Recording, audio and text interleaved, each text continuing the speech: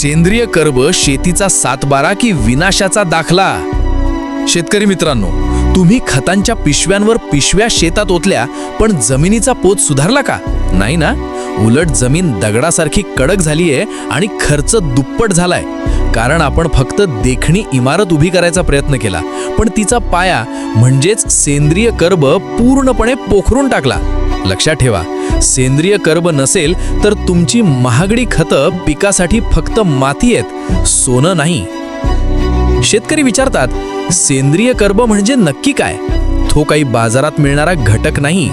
सेंद्रिय कर्ब म्हणजे जमिनीतील वनस्पती आणि प्राण्यांच्या अवशेषांचं सूक्ष्म जीवांनी केलेलं अंतिम रूपांतर, ह्युमस. विज्ञानाच्या भाषेत हा जमिनीचा स्पंज आहे. जसा स्पंज पाणी शोषून धरतो, तसा हा कर्ब तुम्ही दिलेली अन्नद्रव्य आणि पाणी जमिनीत घट्ट पकडून ठेवतो. हा कर्ब म्हणजे तुमच्या शेतातल्या कोट्यावधी जीवाणूंचं घर आणि त्यांचं इंधन आहे. घरच जाळून टाकलंय आपण, मग जीवाणू काम कसे करणार? आता थोडं विज्ञानाचं खोल गणित समजून घ्या.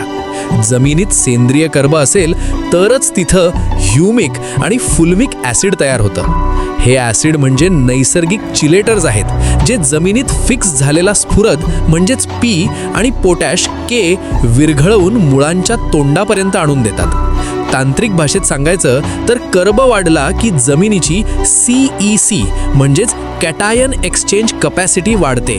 जर कर्ब नसेल तर तुमचं खत वाफ होऊन उडून जाईल किंवा पावसाच्या पाण्यासोबत वाहून जाईल. तुमच्या खिशातून थेट पैसा गळतोय हे लक्षात घ्या. भारतीय जमिनींचा कर्ब आज 0.3% आलाय. शेतकरी मित्रांनो, ही जमीन आता ICU मध्ये आहे. विज्ञानानुसार हा कर्ब किमान 0.8% ते 1% असायला हवा. आपण जमिनीला सेंद्रिय कोळसा दिलाच नाही, फक्त रासायनिक इंजेक्शनं दिली. परिणामी जमिनीचा सामू बिघडला, क्षारांचे प्रमाण वाढले आणि मुळांचा श्वास घुसमटला. तुम्ही कितीही महागडी टॉनिक फवारा, जोपर्यंत जमिनीचा कर्ब सुधारत नाही तोपर्यंत तुमची शेती फायद्यात येणं अशक्य आहे. वेळ अजूनही गेलेली नाही, पण ही शेवटची संधी आहे. पीक अवशेष जाळणं तातडीनं थांबवा. तो कचरा नाही, ते तुमचं सोनं आहे. हिरवळीची खतं, शेणखत आणि आच्छादनाचा म्हणजेच मल्चिंगचा वापर करा. जमिनीला पुन्हा जिवंत करा, कारण सेंद्रिय कर्ब ही तुमच्या जमिनीची आरोग्य पत्रिका आहे. ही माहिती प्रत्येक शेतकऱ्याच्या डोळ्यात झणझणीत अंजन घालणारी आहे.